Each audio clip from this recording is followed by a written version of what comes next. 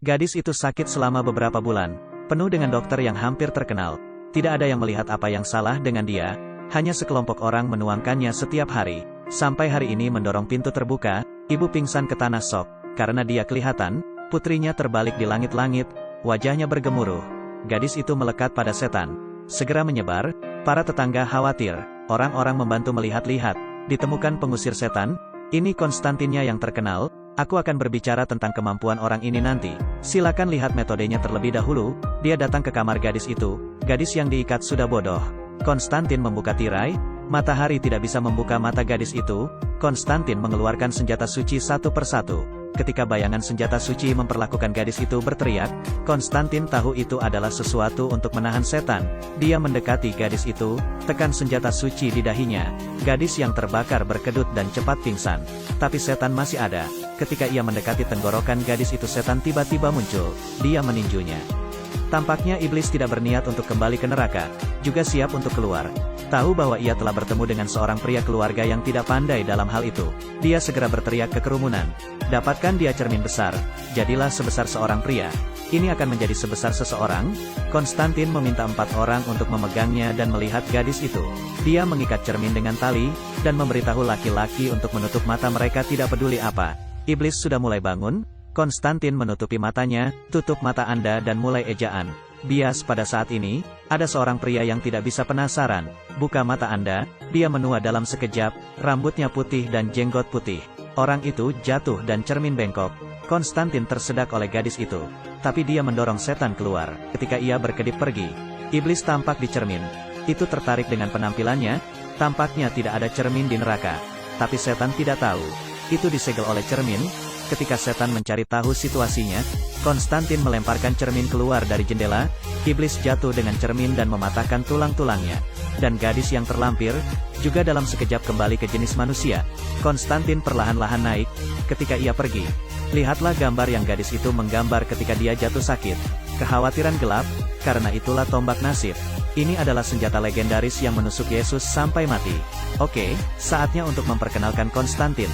Dia tidak dilahirkan pengusir setan besar, bahkan, masa kecilnya menyakitkan. Selalu menghabiskan waktu dalam ketakutan. Itu wanita tua kulit putih. Ketika dia mengubah wajahnya, dia menjadi siluman. Anak itu adalah Konstantin sebagai seorang anak. Aku sudah punya penglihatan sejak aku masih kecil.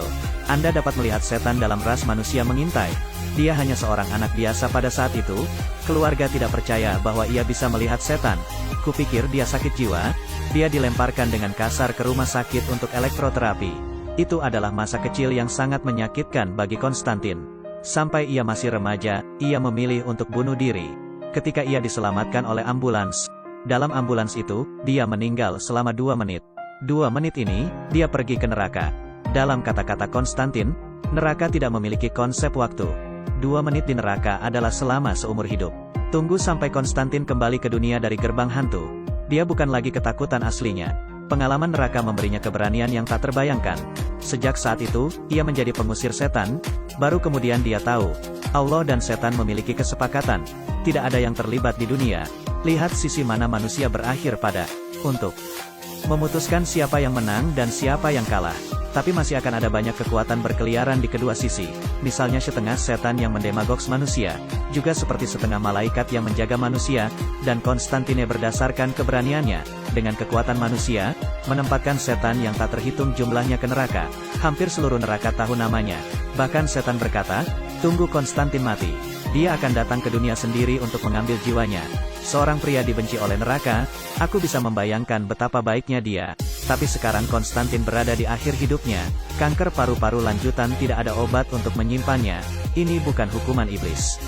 Itu karena dia mulai dari 15, asap 30 rokok sehari. Itu adalah dosanya sendiri. Tapi Konstantin tidak ingin mati seperti itu.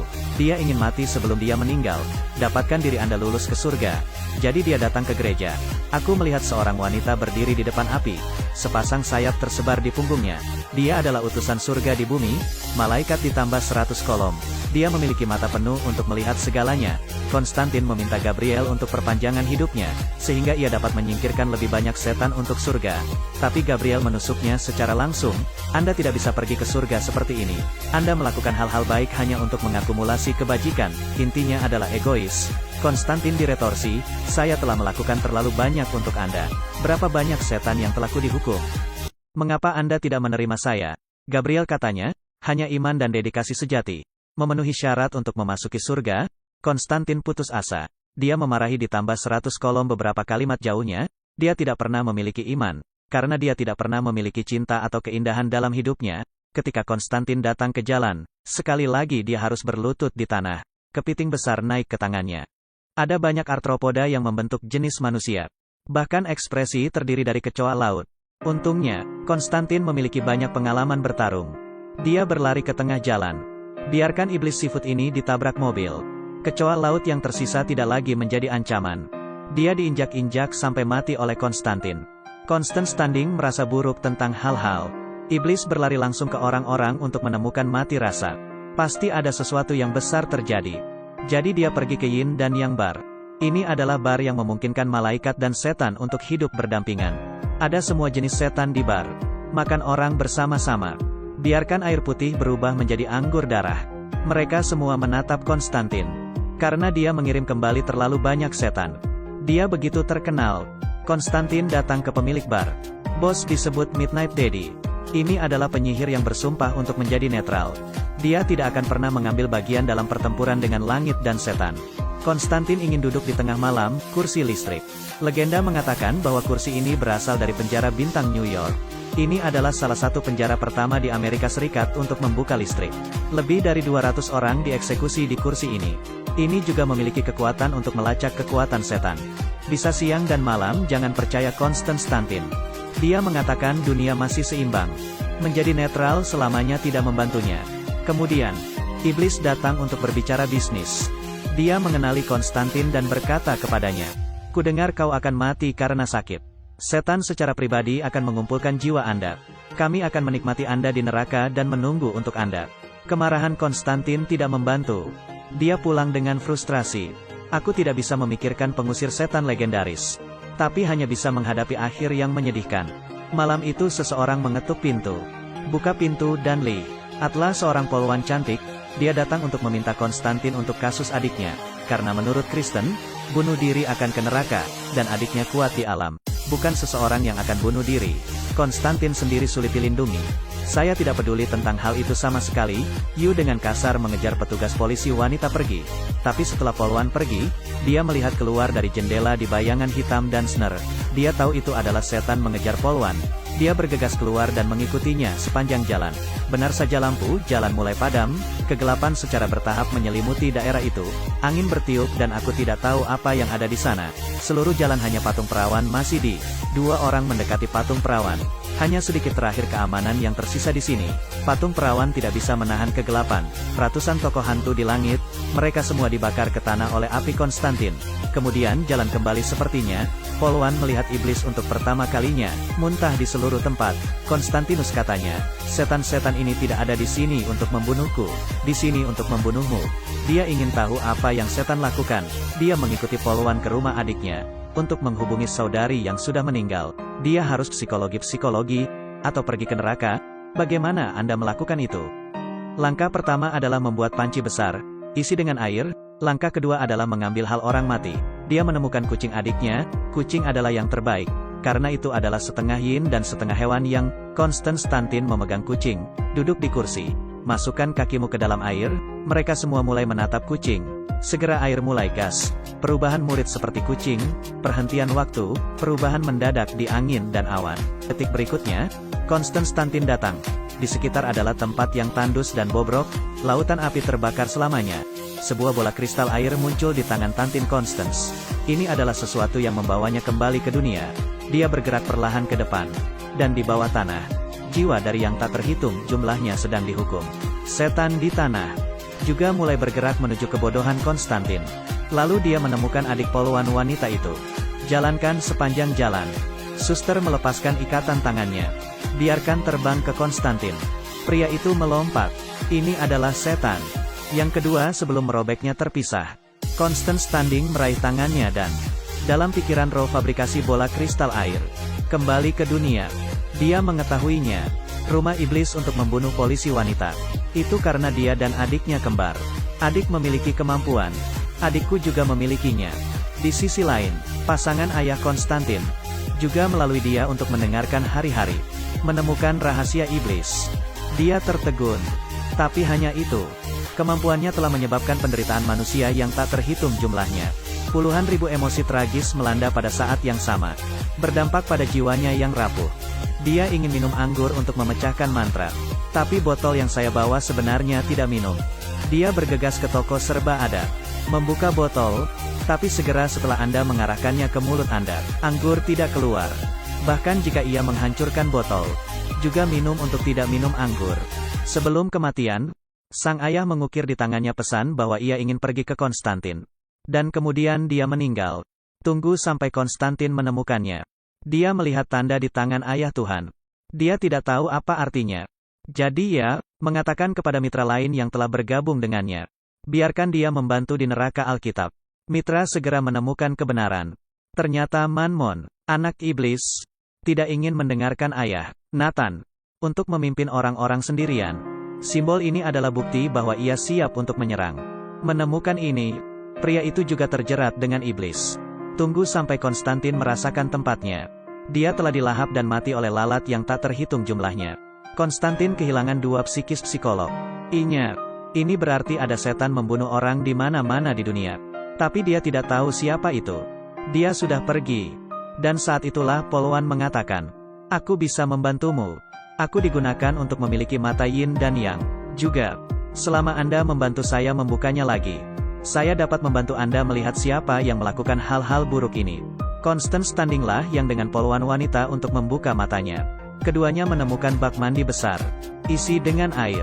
Kemudian membiarkan Polwan tidur di. Wanita itu terendam air. Konstantin memegang dadanya dengan tangan. Pada awalnya dia melihat Konstantin melalui air sedikit aneh. Tidak ada yang terjadi. Segera dia menemukan dirinya kehabisan napas. Dan Konstantin menekannya. Dia akhirnya menyadari bahwa Konstantin ingin menenggelamkan dirinya sendiri. Dia mulai berjuang. Pada saat yang sama, Constance juga menggunakan semua kekuatannya untuk menahannya. Itu adalah saat Polwan itu akan mati. Perhentian waktu. Ketika tetesan air jatuh ke dalam air. Kebangkitan spiritualnya. Tangki mandi meledak. Polwan Park jatuh ke tanah. Pada saat ini dia telah kembali membuka matanya. Perasaan para iblis. Dan kemudian ada TKP. Sisa-sisa setan ditemukan. Konstantin melirik koin. Dia tahu siapa itu. Ini adalah setan Basazak. Jadi dia mengumpulkan senjata. Datang ke tanah iblis. Iblis narsis di depan cermin. Konstantin membakar cermin dan melawannya. Perlakuan iblis besar. Leher Constance tersedak. Tapi pengusir setan terkuat tidak begitu mudah untuk jatuh. Dia mengambilnya dari sakunya. Set jari emas kuning legendaris. Ada 10 kata di setiap bagian jari. Emas kuning mengacu pada set emas kuning. Hal ini dikatakan telah diberkati oleh seorang uskup agung selama ekspedisi timur tentara salib. Ini adalah senjata ganas melawan setan. Iblis segera dipukuli. Konstantin mengeluarkan Alkitab. Membaca mantra super. Kirim setan ke surga. Iblis panik. Katakan yang sebenarnya. Awalnya, anak hantu. Dibutuhkan beberapa hal. Menguntungkan adalah tombak kehidupan. Ini juga psikis yang kuat. Adik dari Polwan psikis terakhir. Tapi dia tidak ingin membantu setan. Jadi dia bunuh diri. Dan psikis berikutnya adalah Polwan yang baru saja membuka matanya. Senapan Konstantin menghancurkan setan menjadi potongan-potongan. Aku pergi dengan Polwan. Tapi itu tidak butuh waktu lama. Inspektur polisi wanita, selangkangan Kaika berjalan. Pergi melalui dinding. Konstantin tidak mengejar ketinggalan. Dia bergegas ke bar ayahnya di tengah malam. Untungnya, ia membujuk tengah malam. Taruh dia di kursi listrik. Kursi ini adalah penjara pertama di Amerika Serikat yang menggunakan listrik. Lebih dari 200 terpidana mati telah dieksekusi. Dan ada kekuatan untuk langsung ke neraka. Dapat memberikan wizard track setan. Konstantin melepas sepatunya. Biarkan tengah malam datang ke air tempat itu. Kemudian sore dan malam pecah gelembung lampu. Di bawah jalan listrik menyodok ke tanah. Akumulasi A. Konstantin berkedut. Berarti kabur. Dia mulai melihat seluruh cerita. 2 gelombang Han di gereja yang ditinggalkan untuk mengambil limbah. Salah satu dari mereka menemukan lubang aneh. Dia meraih sentuhan. Menggali hal yang dibungkus. Ini adalah tombak legendaris nasib.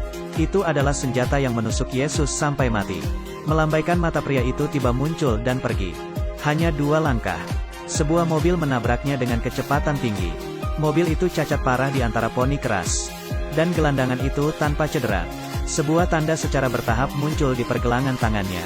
Tanda anak hantu. Gelandangan pindah. Dia datang ke jalan. Dengan langkah kakinya. Jalan hanya jatuh ke kematiannya. Sangat cepat di seluruh tubuh. Gelandangan akhirnya tiba di rumah sakit di Los Angeles. Semua setan di sekitarnya telah dirakit di sini. Dan pengusir setan Konstantin tahu setelah itu, memutuskan untuk menghancurkan mereka dengan kekuatan manusia. Dia dan muridnya datang ke rumah sakit untuk berpisah. Magang melemparkan 10 kata ke dalam tangki air ungu, air dari seluruh tangki air ke dalam air suci. Konstantin, di sisi lain, menghadapi puluhan setan. Tepat sebelum mereka akan merobeknya, dia memicu alarm asap, air suci memuntahkan. Iblis dibakar. Itu akhirnya dihapuskan satu persatu, ketika mereka datang ke ruangan di mana tombak nasib berada. Ini masih selangkah terlambat, Poluan telah dirasuki oleh anak iblis. Kekuatan dan kekuatan luar biasa dari putra iblis. Constant Standing dan muridnya berusaha menahannya, baca pengusiran setan lagi dan lagi. Tapi tidak ada cara untuk mengembalikan putra setan ke menabrak perut seorang wanita, selalu siap untuk mematahkan perut Anda. Momen kunci, Kang Ding Chous magang selangkangan raksasaran. Tekan langit-langit 7 kali, dia akhirnya meninggal di depan Konstantin. Anak malang itu baru berusia 22 tahun, satu kehidupan melihat ke Konstantin ingin menjadi pengusir setan. Tapi guru tidak mati pertama. Konstantin tahu ada kekuatan misterius di TKP. Dia menarik lengan dan lengan, tato lengan selatan dibentuk menjadi nomor karakter. Aku membuatnya dalam cahaya, benar saja, sosok muncul. Langkah Konstantin di bawah kakinya. Dia ternyata malaikat Gabriel. Ternyata Gabriel berada di balik semua ini. Dia membelot ke surga, untuk memanggil putra iblis ke dunia untuk menghancurkan umat manusia. Karena dia berpikir manusia hidup terlalu mudah dan terlalu berdosa, menambahkan 100 kolom untuk membawa Constance ke ruangan lain.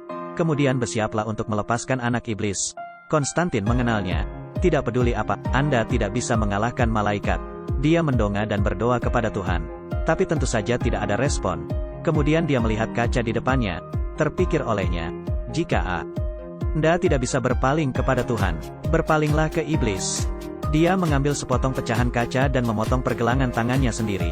Ingat itu, hantu saya mengatakan kepada Konstantin. Ketika ia meninggal, setan secara pribadi akan datang ke dunia untuk mengumpulkan jiwanya. Tentu saja, itu adalah saat Gabriel mengambil tombak nasib. Jeda di antara mereka. Sepasang tanduk bernoda lumpur hitam muncul dan ini adalah setan. Setan putih dalam setelan putih. Dia baik hati dan sangat jahat. Berbicara dengan Konstantin selama sehari. Konstantin bilang anakmu ada di dinding julukan. Di bawah setan ini menyadari keseriusan masalah ini. Dia datang ke sebelah dan melihat upacara Gabriel. Dia menyeret wanita itu pergi dan malaikat jatuh padanya. Dia juga tertegun. Aku melihat setan memegang wanita itu. Air di tanah tercermin. Dia mencubit anaknya yang panik berjuang. Kemudian dia melempar anaknya, dengan membuangnya dari dalam api, lalu dibawanya batu ke neraka dengan sing. Dan siang, yakni hari ketika orang-orang yang telah itu datang, 1, 2 sayap dibakar. Setelah semuanya dirata levelkan, setan kembali ke Konstantin. Konstantin katanya, dia ingin menukar jiwanya untuk itu. Jiwa adik Poluan naik ke surga. Jawaban setan sedikit. Konstantin mengeluarkan asap pada darah. Diseret oleh iblis. Tapi menyeret dan menyeret tiba-tiba tidak bisa menyeret. Apa yang menarik Konstantin? Semburan cahaya terang tampaknya surga. Setan akhirnya mengerti. Konstantin baru saja membuat keputusan. Apakah pengorbanan dan dedikasi diperlukan? Jiwanya berhak atas surga. Konstantin menang. Maka betapakah dia adalah setan itu, sebagaimana yang telah dilakukan oleh orang-orang Jahilam. Tetapi mereka tidak mau. Dia meraihnya dalam sekali jalan. Tangan mencapai ke paru-parunya. Keluarkan racun dari pasta hitam. Kanker paru-paru Konstantin dikonfigurasi. Dia diberi kesempatan lain untuk dilahirkan kembali. Setan berkata, Anda akan hidup sehingga Anda memiliki kesempatan untuk membuktikannya. Jiwamu sebenarnya milik wilayah ini. Akhirnya Konstantin mengambil Poluan. Dia akan terus hidup di dunia ini sebagai pengusir setan. Kali ini dia berhenti merokok. Dia ingin hidup dengan baik. Gabriel didiskualifikasi sebagai malaikat, dikurangi menjadi manusia miskin. Tidak lama kemudian, Constance Standing pergi untuk mengunjungi muridnya yang terkubur. Dalam trans ia melihat muridnya membuka sayapnya dan terbang ke langit malam. Lihatlah keesokan harinya sehingga Anda memiliki nama.